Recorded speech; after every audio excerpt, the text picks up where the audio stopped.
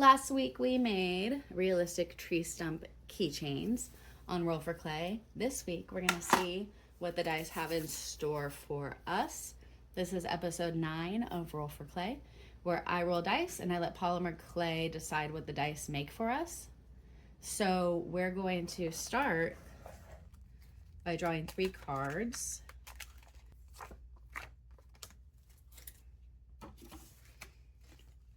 All our re-rolls. So I can use one of these cards in this episode just in case I don't like what the dice give me. And we're going to be making enough product to put in the shop to equal about $200 worth of items to help me escape the cycle of poverty. So we're gonna get our dice coffin open here. And we're gonna start by figuring out what is the item we're gonna be making. I'm going to start out with this black and white marble dice.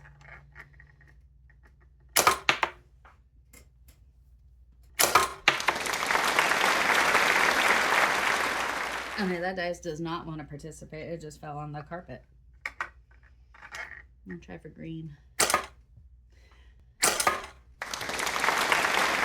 dice doesn't want to participate. It just fell that way onto the beanbag. All right. Purple. Ow!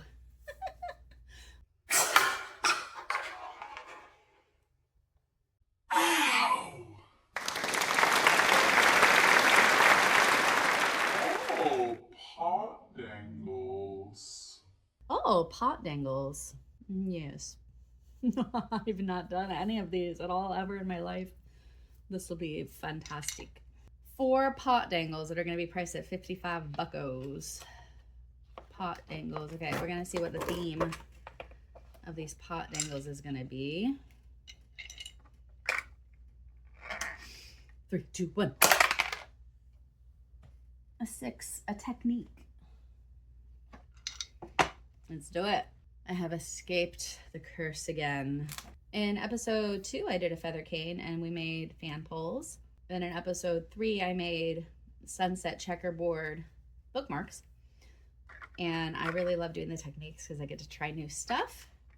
So let's see what we're going to do. 11 is going to be stamp pressing.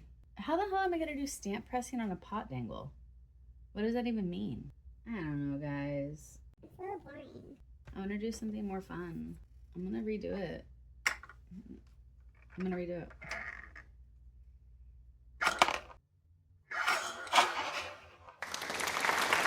Oh my god. No, I gotta redo that because that was the lamest. 10. Feather cane. Okay. That's fine. Feather cane pot dangles. And I know how to do a feather cane because I did a feather cane. So, okay, I'll do that. Feather cane pot dangles, and then we're gonna see the color.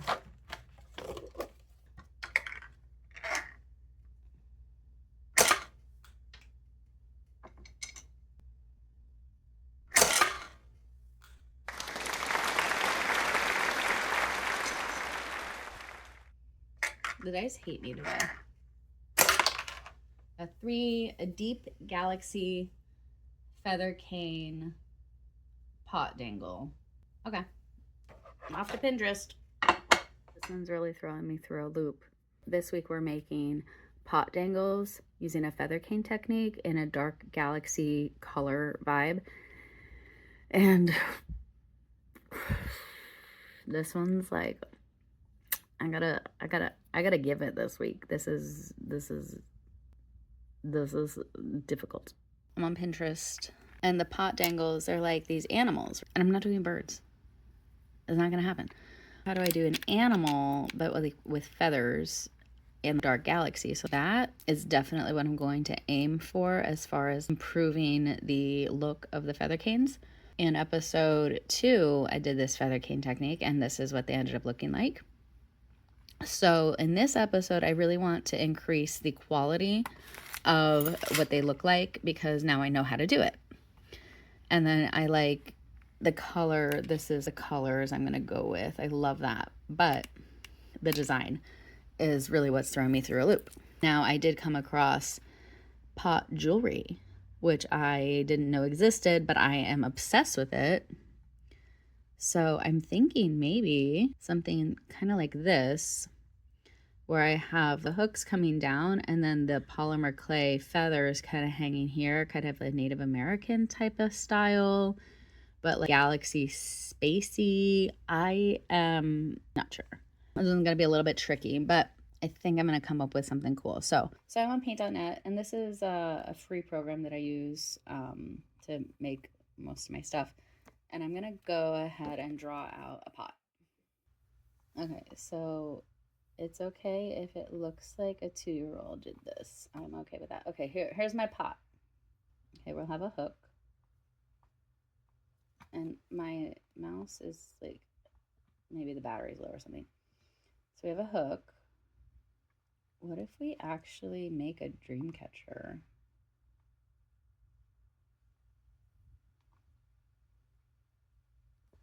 So I don't know how to make a dream catcher, but I can definitely find out. So here's a dream catcher.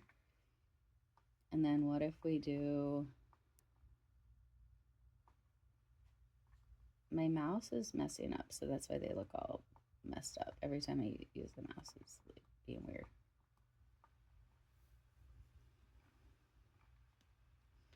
And then we'll do some beads here, maybe. Like something like that. And then these are gonna be something like that. So I have the hook. I can make these. I have metal chains. That is probably going to be what we use. Like really inspired by like witchy things and dream catchers and like all sorts of like dark witchy vibes. So we're going to make like a dream catcher that's going to hang off the side of the pot, and then with like 3 feathers that I craft from polymer clay and like some beads and stuff to make it look delicious. So I'm on Tinkercad, which is a free program just on my browser to design the circle that I'm going to print out that the dream catcher is going to be made off of. So let's get started here. We're going to do a new design. And we're just going to do a ring. I think it's just going to be this one.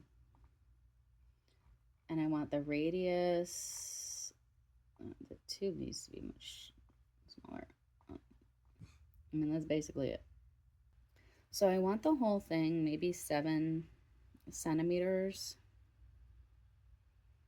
in diameter, because when it hangs off the pot, I don't want it to be like so big that like it has to go in giant pots. I want it to be like maybe not that big. All right, we're gonna do like 6.5. This is 6.5 centimeters in diameter. So for radius, that's gonna be 30. So 30 millimeter radius. And the tube itself, let's make the tube no.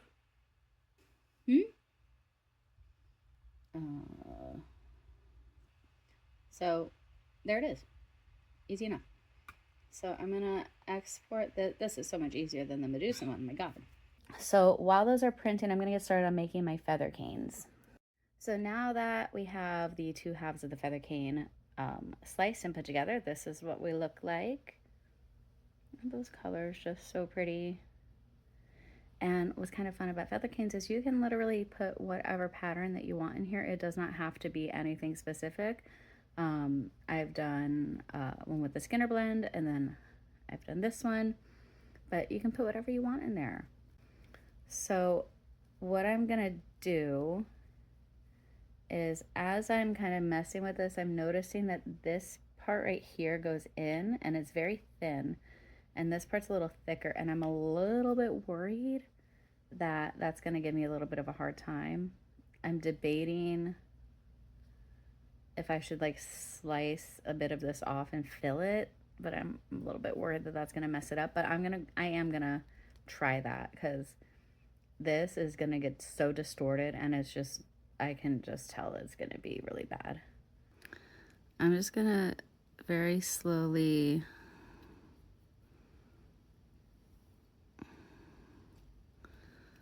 like slice this. Let me go this way.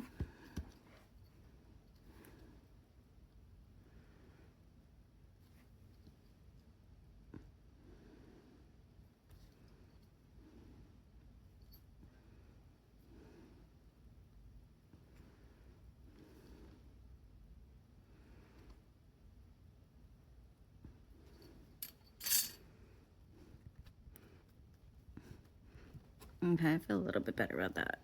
It's still a little thin. Little things have an effect on the final product for sure. Okay, but this is doable. I can, maybe, it's still like right in here. All right, we're just gonna thin it out a little bit more.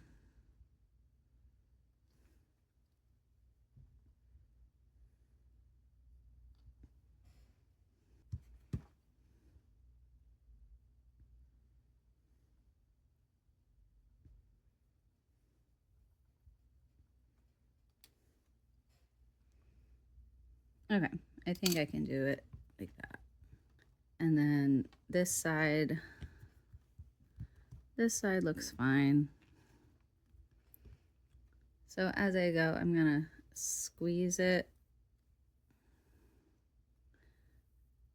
So I'm squeezing it in, and then I'm pulling it out to try to get it long. And that's why this was so problematic,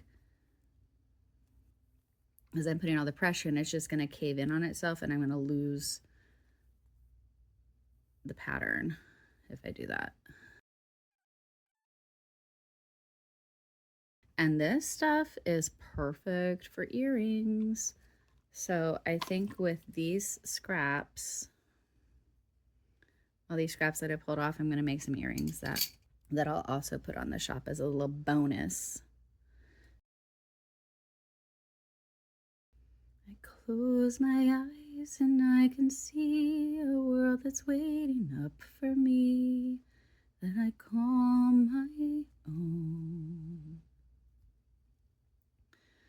Through the dark, through the door, no one's been before, but it feels like home.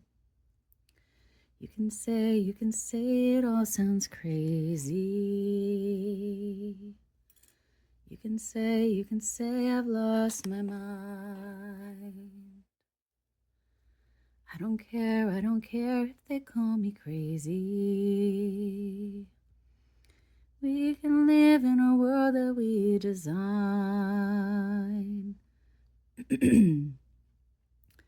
'Cause every night I lie in bed, the brightest colors fill my head. A million dreams are keeping me awake. I think about the world I see, a vision of the one I see.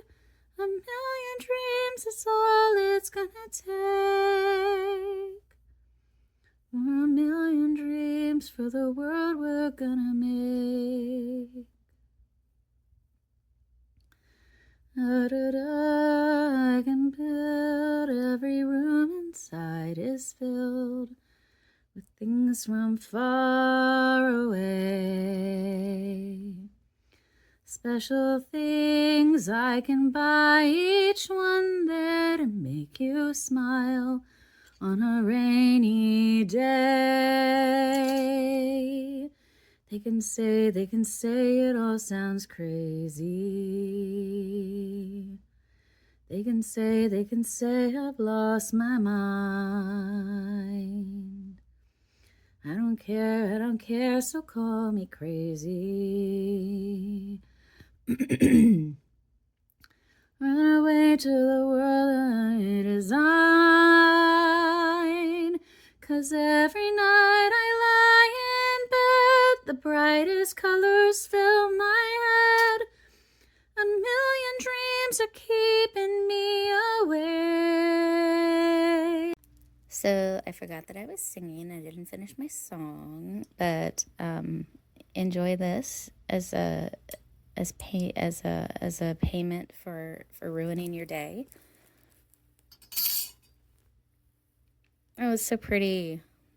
This turned out so good. I'm so proud of this. Just like all my favorite colors. So now I'm gonna just take the scraps left over from the feather cane, and I rolled out some pink, and that's gonna be the backs of some earrings that I'm making, because I don't want to let any of this go to waste. Normally I just put stuff in my scrap bin, but no, not with this. So I'm kind of overlapping the different little pieces here and laying them all out on the slab. And I'm kind of offsetting it so it looks a little interesting, and slicing up some more scraps.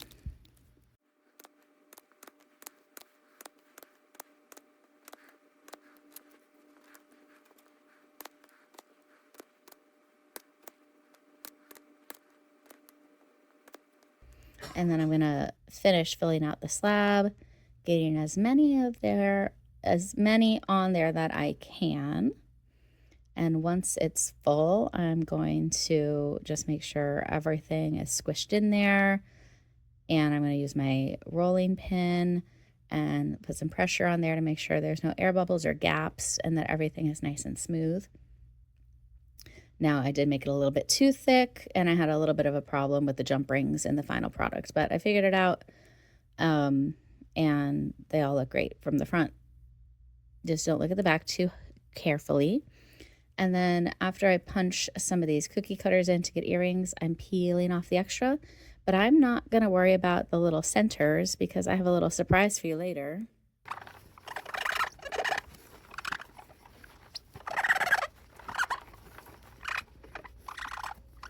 No, the squeaks were not the surprise. But if you stay towards the end of the video, you'll see me punching out all those little circles after the clay is baked. I have some extra scraps here that I'm slicing up thin because I have enough scraps to make an extra slab. So after I slice those up, I'm going to pick between this blue and this orange. I picked the blue, but the orange is not going to forget that I didn't pick it, and it's going to fight me later. So I lay out all the scraps on here, and I do the same thing. I fill up as much space as I can. I roll it as even as I can, dust it with cornstarch, push the cookie cutters in, and then a little peeling. I forgot to record this. So the scraps from the last two pulls. Oh my, did I just tap the clay? I just tapped the clay like I'm trying to focus it. Okay. I need a nap. Anyway, the last, I made earrings from the scraps of this feather cane, and then I did not record, but I layered the scraps, blue, pink, blue, pink, blue, pink, and then I just squashed them down. And I'm going to try a technique here to make more earrings because, let's be real, I need more product in my shop. And this pattern is just way too pretty to put in my scrap pile. So we're going to clean off another tray.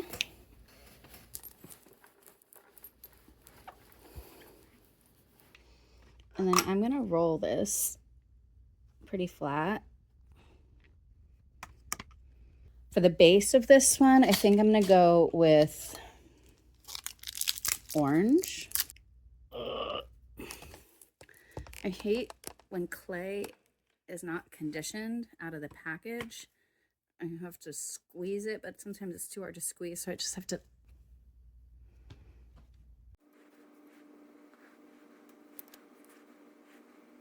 So now I am taking my feather blade and slicing the slab that I made with all those scraps. This is called a Mokume gane, and I think I'm pronouncing that wrong. I'll leave the text here so you can see what that is spelled like. And it's just so nice. I love to do this. I feel like a surgeon.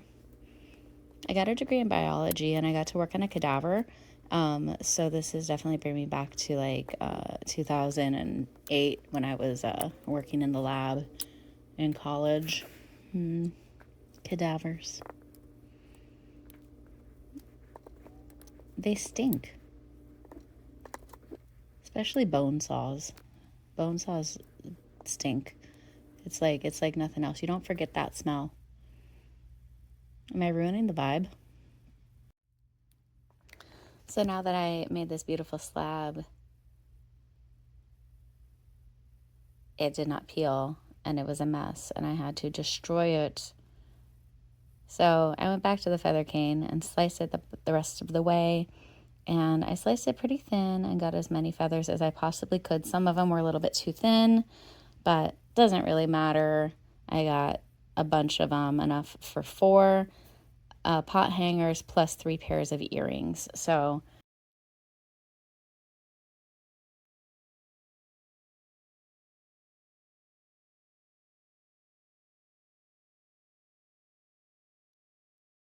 and then I put them on my tiles and I baked them. You know, before I put them in the oven, I did adjust the shapes because they were a little bit too wonky looking. So I kind of made them a little bit more oval before they went in the oven. And I baked it at 275 for about 30 minutes. And now they're baked and they just look so good. I'm so pleased with this. So now I'm going to take those Dreamcatcher rings that I made and I'm going to wrap it in yarn. And then you can see the whole video about this, but I ended up scrapping the whole idea because I lit it on fire. Print out a crescent so I'm taking so then a new direction here. The orange clay from the fail and like some crystals is being stacked up with all the extra scraps that I had. And then this, we're gonna cover the top of this and like kind of marble it using the scraps so the color palette matches the feathers.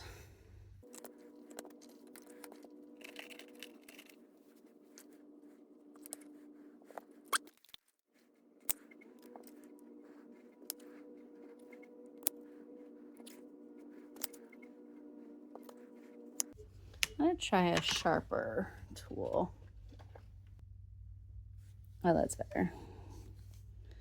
The trick to this is getting it thin enough where you get a thin layer without cutting like too little of it or digging like deep into it. So I'm keeping parallel to the surface and it's like on this pad so it's not going to slip on me.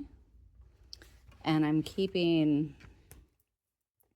my arms like here kind of supporting the thing so it doesn't slip while I go.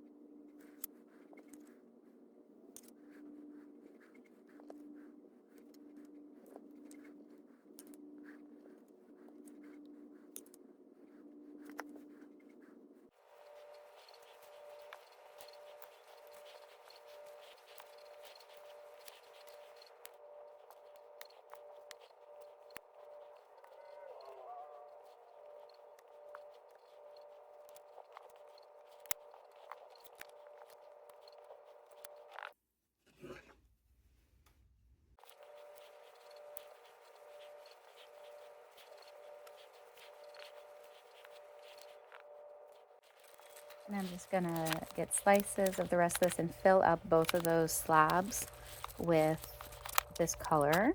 This is definitely not what I was first intending to do. I really liked the initial one that I put on the orange a little bit more than this. But, you know, polymer clay and art, it's all about the process, about where it leads you. And sometimes mistakes can lead you in a new direction. I'm very inspired by Bob Ross. You know, it's just a happy little accident. And these ended up turning out so pretty. So regardless of what mistakes I make during this whole process, the end result is always gorgeous. And I enjoyed doing this. It was so pretty as I'm like slicing through. And each one is so unique, and every slice is like a new little surprise. So the moons that I get out of this, they're all unique and they're all different, and no two are the same. So if you do end up ordering this, you're not going to know which one you're going to get. You're just going to get what you get. And here are the moons that I printed. Now, this print from the 3D printer was pretty flimsy, and I didn't really care for it, but that's kind of the size I'm going for. And then I'm going to like kind of place these down and get a good spot for them. And I get 5 on here because I didn't have enough feathers to make more than that. So I am going to sell 4, and I'm going to keep one of them for myself. And then with the rest of the space that's on here, I'm making some more earrings with some different styles. And these are part of the Dark Galaxy or Dark Cosmic collection that it will be available on the shop on the 16th of May. And then we get a little peeling action. This is not super satisfying, and I think that orange is still in there fighting me.